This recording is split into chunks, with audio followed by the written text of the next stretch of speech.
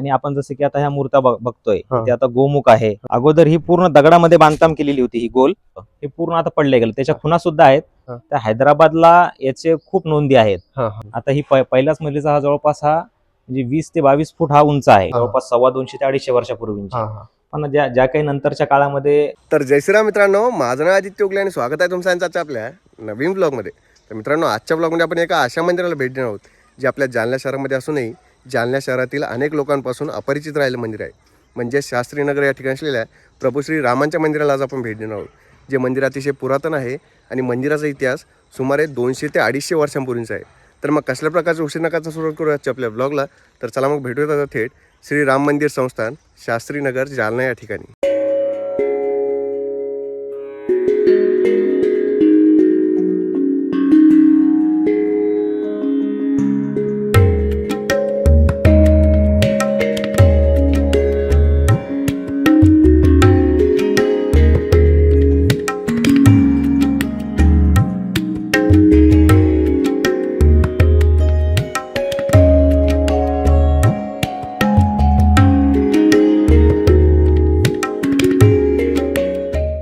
तर मित्रांनो, जसं की आता आपण आपल्या जालना शहरातील शास्त्रीनगर या ठिकाणी असलेल्या श्री राम मंदिर संस्था या ठिकाणी आलेलो आहोत.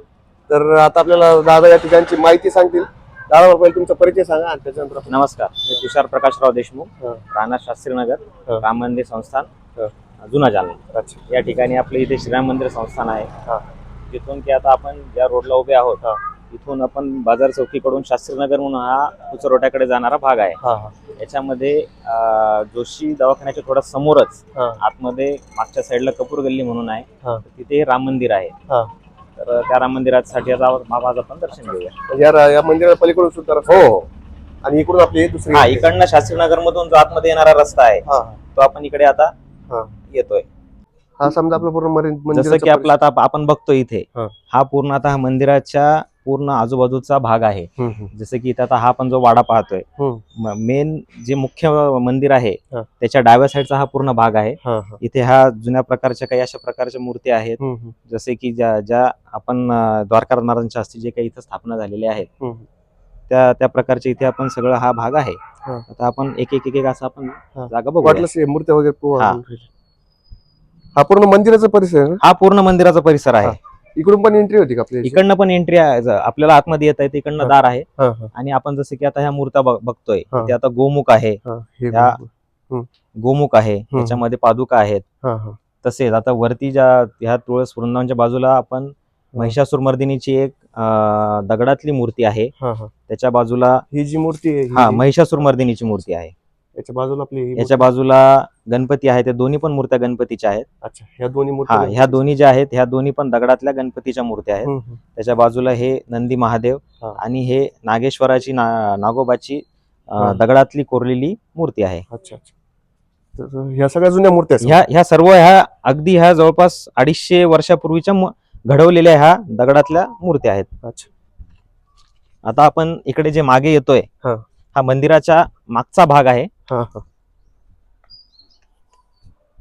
हा संपूर्ण भाग जो आहे, इथे आता ही मोठी विहीर होती इथे अगोदर गोल प्रकारची.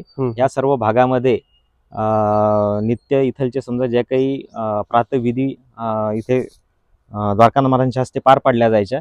इथनं पाणी नेणं असेल किंवा इथलची बाकीची बाग असेल, इथं स्वतः द्वारकानाथ महाराज हे स्वतः आपण हे सगळं करायचे. इथं विहीर होती का पहिले? हा, ही विहीर आहे. अगोदर ही पूर्ण दगडामध्ये बांधकाम केलेली होती ही गोल. अच्छा. पण मग कालापरत्वे ही आपण ही बुजवली आणि त्याला असं एक बांधकाम करून घेतलं आहे विहिरीचं. अच्छा. पण हे जुनं दिसतंय ना? हा, ही पूर्ण जुने, हे पूर्ण बांधकाम आतलं जुनं आहे. पण नंतर आपण याला हे पूर्ण आजूबाजूचं बुजवून हे असं एक प्रकारचं कोणताही धोका नसून ह्या हिशोबाने आपण त्याला बांधकाम करून घेतलेलं आहे. किती खोली? ही जवळपास 80 ते 90 फूट खोल आहे. पूर्ण हाताने बांधकाम केलेली विहीर आहे ती. अच्छा, म्हणजे पहिले जेव्हा हे मंदिर इथं होतं, हो, तर इथं पण काही होतं का बांधलेलं वगैरे का? हे अगोदर आता म्हणजे जवळपास हे 4 मजली इथे लाकडी बांधकामामध्ये इथे हा मठ होता. द्वारकानाथ महाराजांचा मठ म्हणून इथे हा ओळखला जायचा. हे पूर्ण 3 ते 4 मजलीवरती बांधकाम होतं याचं. अच्छा. पण मग कालांतराने समजा हे सगळं पडलं गेलं.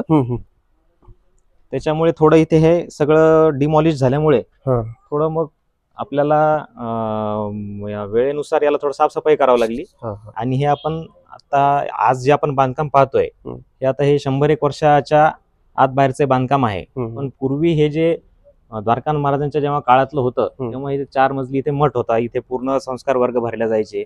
इथे त्यांच्या हस्ते पूर्ण सर्व जे धार्मिक कार्यक्रम असायचे, राम मंदिराचे असतील किंवा जे काही दुसरे कार्यक्रम असतील तर हे सर्व पार पाडायचे. त्याच्यामध्ये वेधशाळा चालवणं असेल किंवा वेगवेगळ्या प्रकारचे भागवत असेल ना, त्याच्यानंतर कीर्तन असेल, भजन असेल, हे सर्व सुरुवातीपासून सकाळपासून ते संध्याकाळपर्यंत पूर्ण हे इथे कार्यक्रम पार पाडले जायचे. तेव्हा हे सगळं म्हणजे मोठी जागा होती. 3-4 मजल्यापर्यंत खाली इथे पाकशास्त्रासाठी वेगळी खोली केलेली होती. पण आता हे कालांतराने हे सगळं पडलं गेलं. आता आपण हे जे होतं हे 4 मजली होतं. हा, हे अगोदर वरती 4 मजली होतं. हे पूर्ण आता पडलं गेलं. त्याच्या खुणा सुद्धा आहेत. आता वरती समजा जाण्यासाठी असा रस्ता वगैरे अजूनही दिसतो आपल्याला आतमध्ये मंदिरात. लाकडाचा बांधकाम, लाकडाचा. हा, पण तो आता पडल्यामुळे आता ते सगळं जुनं झाल्यामुळे आता हे जीर्णोद्धाराचा मान असा आहे. त्या हिशोबाने आपण जुन्या याच्यानुसार आपण हे कसं करता येईल याचा त्याचा आता एक टप्पा पार चालू आहे. मला आता वाटलं की महाराजांची आपली का म्हणजे महाराजांचा परिचय वेगळं म्हणजे त्यांची काय पार्श्वभूमी याच्याबद्दलची थोडीफार माहिती. हो, आता आपण जिथे आलो आपण आता आपण ह्या मंदिराच्या दुसऱ्या भागास आपण जात आहोत. ही जी मेन एंट्री अगोदर आपण दुसऱ्या रस्त्याने आलो. ही जी आहे आता हे कपूर गल्ली म्हणून इकडचा एरिया आहे. या कपूर गल्ली गणपती गल्लीकडनं येताना समोरच्या विशीतून आपल्याला इकडे यायला रस्ता आहे. आता हा जो आहे हा रस्ता इकडे आल्याच्या नंतर आता आपण जिथे आपण उभे आहोत हा मुख्य मंदिराच्या समोरचा भाग आहे. याला आपण दोन्हीकडून पण रस्ता आहे. आता ह्या रस्त्याने येताना थोडस अरुंद गल्ली आहे, त्याच्यामुळे तो ऑपोजिट साईडचा पण मेन रोड आणि हा मागचा रोड असे दोन्ही भागचे इथे रोड आहे. आता हा श्रीराम मंदिर संस्थानचा मुख्य समोरचा भाग. याच्यामध्ये येताना आता आपण जसं पाहतो की हे उंच भिंती आहेत पूर्ण. हे जसं आता आपण आतमध्ये बोललो की आतमध्ये 3-4 मजली अगोदर बांधकाम होतं, तर हे बांधकाम ह्या भिंतीवरून आपल्याला अंदाज येतो की हा किती मोठा असेल. आता ही पहिल्याच मजलीचा हा जवळपास हा म्हणजे 20 ते 22 फूट हा उंच आहे. याच्यावरती पण अजून एक 3 मजली बांधकाम होतं जे कालांतराने ते ढेपाळल्या गेलं. तर आता हे जे पूर्ण बांधकाम करत असताना द्वारकानाथ महाराजांची जे काही समजा ते संन्यासी महाराज होते. द्वारकानाथ महाराज जे होते ते मुख्य त्यांचे ते संन्यासी असल्यामुळे त्यांना असं वंश पुढे कोणी नव्हता. त्यांनी काय केलं की जसे आपली शिष्यमंडळी असतील त्यांना एकत्र करून इथे काहीतरी आपले नेहमीसाठी काहीतरी आपलं करण्यात यावं. तर त्यापैकीच एक शिष्य आमच्या वंशातले होते, देशमुख घराण्यातले. त्यांनी मग हे पुढे कंटिन्यू केलेलं आहे. इकडे आपल्याला मारुतींची ही मारुतीची आहे. ही मूर्ती पण त्याच काळातली आहे का? ही मूर्ती नंतरच्या काळातली आहे. हे रामाची मूर्ती आहे आताच्या तेव्हाच्या काळातली, जवळपास 250 ते 250 वर्षापूर्वीची. पण ज्या काही नंतरच्या काळामध्ये मूर्त्या केलेल्या आहेत त्याच्यामध्ये हे मारुती आहे. हा मारुती पण त्यांच्या हस्तेच स्थापित झालेला आहे. कोणत्या काळातलं? हे जवळपास 200 वर्षापूर्वीच आहे मारुतीची मूर्ती पण. तर हा पूर्ण मठ होता समजा मंदिर, हे पूर्ण लाकडाचं बांधकाम. हे अगोदर 3 ते 4 मजली पूर्ण लाकडाचं बांधकाम होतं. आता याच्यावरती पूर्ण जे लाकडी जे खांब वगैरे होते ते असे पूर्ण वरपर्यंत होते. हा मठ त्या चौकापर्यंत तिकडे होता. म्हणजे तिकडे एक्सटेंडेड होता. पण याच्या खाली काय होतं, बळद वगैरे होत्या, जुने जे तळघरं होते ते आजही तसेच आहेत, पण आज ते आपण बुजवलेले आहे, बंद केलेले आहे. तर हा मठ मोठा असल्या कारणाने आणि परत हे पूर्ण पडलेलं असल्यामुळे आपण याची मग थोडी साफसफाई केली. आणि हे मंदिराचं आज जे आपण जे मंदिर पाहतोय तर हे मंदिर व्यवस्थित थोडस एक काहीतरी त्याला एक आकार यावा म्हणून आपण आजचं हे मंदिर आपण हे बांधकाम करून घेतलेलं आहे. आता जेव्हा याचा जीर्णोद्धार होईल तर तेव्हा आपण जो आपला जुना मठ होता त्या प्रकारचाच मठ आता भविष्यात आपण बांधकाम करणार आहोत असा आपला मानस आहे. याच्या जीर्णोद्धारासाठी आपण आता वेगवेगळ्यासाठी प्रयत्न करतो. याच्यामध्ये लोक सहभाग आहे, याच्यामधले आजूबाजूचे जे कर्तृत्ववान मंडळी आहेत तर ते आपल्याला खूप मदत करतात. राजकारणी मंडळी आहेत ते आपल्याला मदत करतात. आता आपण आपला जे संस्थान आहे हे संस्थान आपलं तीर्थक्षेत्रामध्ये घेण्यात यावं म्हणून आपण प्रयत्न करत आहोत. त्याच्यासाठी आपण विविध सामाजिक संस्था असतील, विविध समजा जे आपले पुढारी असतील त्यांची आम्हाला बरीच मदत होत आहे. तर त्याच्यामध्ये ते आपल्याला आता जे काही त्यांचे 2-4 परवानग्या आपल्याला मिळालेल्या आहेत. आता पुढे अजून त्याच्यामध्ये शासकीय सगळे गोष्टी पार पाडून आपल्याला ते तीर्थक्षेत्रामध्ये घेऊन ह्या पूर्ण जागेचा हा आपल्याला व्यवस्थित जीर्णोद्धार करून एक सुवर्ण काळ असा आपल्याला हा जो पूर्वी होता तो आज आपल्याला भविष्यात का आणायचा आहे असा आपला मानस आहे. आता आपण हे मुख्य जे आपले देव आहेत, आता इथे मुख्यमध्ये आता श्रीरामाची मूर्ती, सीतेची मूर्ती आणि लक्ष्मणाची मूर्ती ही संगमरवराची अतिशय सुंदर मूर्ती आहे. आता ही आमच्या द्वारकानाथ महाराजांचे जे मुख्य याचे स्थापित जे होते तर त्यांनी स्थापन केलेल्या मूर्त्या आहेत. म्हणजे ह्या जवळपास 250 ते 250 वर्षापूर्वीच्या मूर्त्या आहेत. ह्या मूर्त्या ह्या संगमरवरी मूर्त्या आहेत. हो सुद्धा 250 ते 300 हो, ह्या मूर्त्या 250 वर्षापूर्वीच्या आहेत. 250 वर्ष. ही आपल्या ह्या पहिल्यापासूनचीच मूर्ती आहे. हो हो हो. आणि हा गाभारा सुद्धा हा जसा आहे हा पूर्वीपासूनचा असाच गाभारा आहे. म्हणजे हा मुख्य गाभारा हा द्वारकानाथ महाराजांच्या हस्तेचा आहे. अच्छा. आणि ह्या मूर्त्या स्वतः त्यांनी स्थापित केल्यामुळे ते स्वतः पूजा अर्चा करायचे. ते स्वतः पूर्ण याची पूर्ण देखभाल दुरुस्ती करायचे.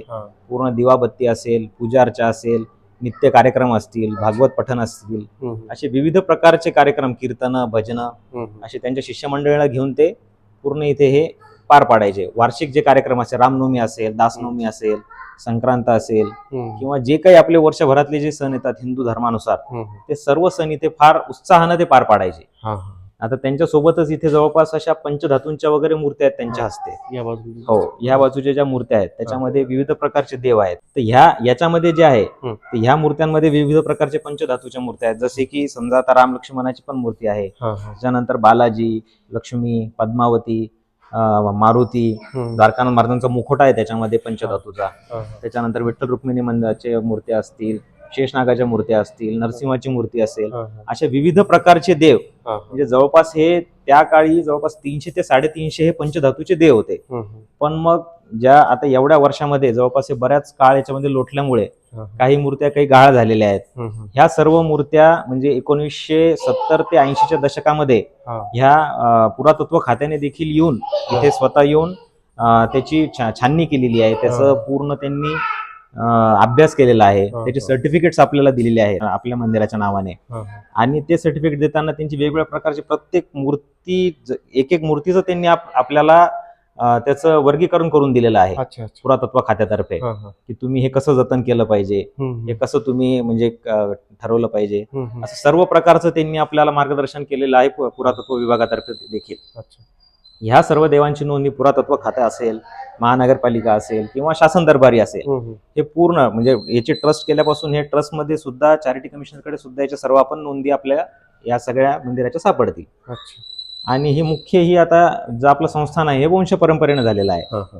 वंश परंपरा असल्यामुळे की याचं पब्लिक ट्रस्ट न होता वंश परंपरेचंच याचा गाभा असल्यामुळे याचं पूर्ण जे काही समजा धार्मिक कार्यक्रम असतील हे वंश परंपरेने हे आमच्या घरातर्फे किंवा आमच्याकडून पार पडले जातात. त्याच्यामध्ये आम्हाला पूर्ण म्हणजे आजूबाजूचे जे लोक आहेत म्हणजे सामाजिक असतील, राजकीय असतील किंवा आपले जे काही समजा अनुयायी असतील हे सर्व इथे येऊन अगदी भक्तिभावाने इथे कार्यक्रम पार पाडत असतात. रामनवमी असेल, वेगवेगळ्या प्रकारचे कार्यक्रम असतील. आता हे मूर्ती आपण पाहू शकता की द्वारकानाथ महाराजांच्या हस्तीची जे आता पादुका पण आहेत त्या सुद्धा त्याच काळातील आहेत. हो हो, ह्या पादुका असतील, शंख, घंटी.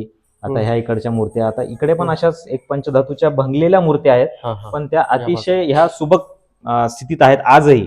थोड्या भंगलेल्या असल्यामुळे आज आपण त्याची विधिवत पूजा करू शकत नाही. पण ज्या काही आपल्या मूर्त्या आज आहेत तर त्या आपण त्याची विधिवत पूजा, आपण त्याची वार्षिक त्याच्या याच्यामध्ये रामनवमीच्या काळामध्ये आपण त्याची वार्षिक पूर्ण त्याची पूजा करून आपण त्याला परत वर्षभर आपण त्याला संदूकमध्ये बंदिस्त अवस्थेत ठेवतो आपण त्याला. आणखी आपल्या इथं काय वार्षिक उत्सव वगैरे काही याचा वार्षिक उत्सव याच्यामध्ये आपल्याला वेगवेगळ्या प्रकारचे आपण इथे भागवत ठेवतो, कीर्तन. 10 दिवस जो रामनवमीचा चैत्र शुद्धामध्ये जो कार्यक्रम असतो तर तो आपण गुढीपाडवा ते द्वादशी पर्यंत आपले कार्यक्रम चालतात. द्वादशीला द्वारकानाथ महाराज आपण जे समाधी आपण तिथे जे बघितलेली आहे त्या समाधीला तिथे अभिषेक होतो. तो अभिषेक करून त्यांचा पद्धतशीरपणे त्यांचा षोडोपचार करून रामनवमीच्या दिवशी इथे रामनवमीचा उत्सव पार पडला जन्माचा. त्याच्या दुसऱ्या दिवशी आपण इथे पंगत होते, जी महापंगत आपण म्हणतो. त्याच्यामध्ये जवळपास 5 ते 10 हजार लोक जेवतात इथे, पंक्ती उठतात. तशाच प्रकारचे वार्षिक कार्यक्रम जे असतील, समजा आता आपण भागवत असेल, त्यांच्या ज्या तारखा ठरलेल्या आहेत त्याप्रमाणे आपण पार पाडतो. ज्या वार्षिक याच्यामध्ये समजा काही कीर्तन ठरलेले असतील, ज्या लोकांना काही करायची इच्छा असेल तर ते सुद्धा इथं उत्स्फूर्तपणे येऊन ते इथं कीर्तन पार पडतात, भजन दर एकादशीला इथं भजनं होतात. महिला भजनी मंडळ असेल, पुरुष भजनी मंडळ असेल, विविध ज्या प्रकार विविध ठिकाणचे जे काही भजनी मंडळ आहेत, जसं आनंद स्वामी भजनी मंडळ असेल, दत्त मंदिराचं भजनी मंडळ आहे, कृष्ण भजनी मंडळ आहे. एवढंच काय की संभाजीनगरचे पण काही भजनी मंडळ दरवर्षी इथे न चुकता येऊन सेवा देतात. अच्छा. नांदेडचे काही भजनी मंडळ आहेत जे दरवर्षी न चुकता इथे रामनवमीच्या काळात येतात. ते इथे आपल्याला भजन सेवा देतात, कीर्तन सेवा देतात. असे बऱ्याच प्रकारचे जे आहेत. नाशिकचे याला पार्श्वभूमी अशी एक आहे की द्वारकानाथ महाराजांच्या म्हणजे जे काही अनुयायीपैकी एक होते, काही जण नाशिकला म्हणजे स्थायिक झालेले आहेत. ते सुद्धा न चुकता या म्हणजे वार्षिक कार्यक्रमामध्ये सहभाग घेण्यासाठी येत असतात. म्हणजे जवळपास ह्या आजूबाजूच्या 10 ते 12 जिल्ह्यांमधून लोक इथे न चुकता जो आपला वार्षिक रामनवमीचा जो उत्सव असतो, गुढीपाडवा ते द्वादशी पर्यंत, तर ह्या सर्व उत्सवासाठी आवर्जून इथे उपस्थित राहतात. तर तो आपला मुख्य कार्यक्रम हा वर्षामधला हा रामनवमी हा आहे. आणि बाकी वर्षभर जे काही समजा आता संक्रांत असेल किंवा बाकीचे जे काही सण आहेत, तर ते जे आपण इथे सर्व पार पाडत असतो. अशा प्रकारे आपली संपूर्ण हो. आता महाराजांची पहिले हे बघितली तिकडे. हो, आपण तिकडे आपण जी समिती पाहिली रेल्वे स्टेशनच्या रेल्वे स्टेशनच्या अलीकडे स्वर्ग हॉटेलच्या समोर एक्झॅक्ट रस्त्यावर स्वर्ग हॉटेलच्या एक्झॅक्ट समोर एक जी आपण समाधी पाहिली ती पूर्ण दगडामधली समाधी आहे. तर ते जेव्हा द्वारकानाथ महाराज हे शिव झाले, जेव्हा जे हे जग सोडून गेले, तेव्हा त्यांनी आपण तिथे समाधी तिथे झालेली आहे. तर त्यांच्या स्थापित ह्या सर्व मूर्त्या आहेत आणि त्यांचे सगळे आम्ही अनुयायी आलो आणि त्याच्यानंतर त्यांनी आमच्या वंशावरती ही जबाबदारी टाकली की हे याचं पूर्ण पालन पोषण किंवा याचे जे धार्मिक कार्यक्रम आहेत हे सर्व पार पाडणे, हे सगळं यांनी आमच्यावर सोपवल्यामुळे हे सगळं आपण पुढे घेऊन आलेलो आहे वंश परंपरा. हो. अशा प्रकारे आपली ही संपूर्ण माहिती आहे. आणि याच्या प्रकारच्या अजूनही बरेचसे याचं जे काही जी माहिती आहे त्या हैदराबादला याचे खूप नोंदी आहेत. तर ती मिळवण्यासाठी आपले प्रयत्न चाललेले आहेत. तर ती सुद्धा माहिती आल्याच्या नंतर आपल्याला याच्यावरती बरेच आपल्याला प्रकाश पडेल. कारण की आता बरेचसे डॉक्युमेंट जे आहेत ते जे आमच्या नोंद मध्ये सुद्धा नाहीयेत. आता जे आमचे समजा आजोबा असतील, आमच्या आजोबांचे आमचे जे पूर्वज असतील त्यांना सर्व माहिती होती. पण मग आता आमचे वडील पण नसल्यामुळे आम्हाला आता तरी आम्ही बरीच माहिती आम्ही संकलित केलेली आहे. आता जी काही ह्या पूर्ण मंदिराची जे काही अजून बॅकग्राऊंड असेल तर ते आपण आपल्याला हैदराबाद मधून मिळणार आहे. त्यासाठी आपले शासन दरबारी आपले प्रयत्न चाललेले आहेत. हो, अशा प्रकारे धन्यवाद. आपण आलात, आपण ह्या पूर्ण मंदिराची माहिती घेतली, याच्यासाठी आपले खूप खूप धन्यवाद. तर मित्रांनो, अशा प्रकारे आपण श्री राम मंदिर संस्थान शास्त्रीनगर जालना या ठिकाणची सविस्तर माहिती घेतली. तुम्हाला ही माहिती कशी वाटली हे आम्हाला कमेंट बॉक्समध्ये नक्की कळवा. जर आपल्याही गावामध्ये किंवा शहरामध्ये असे काही अपरिचित मंदिरे असतील त्याचीही माहिती आम्हाला या व्हिडिओच्या कमेंट बॉक्समध्ये नक्की कळवा. तर चला मग भेटूयात आपल्या पुढच्या ब्लॉगमध्ये. तोपर्यंत जय श्रीराम.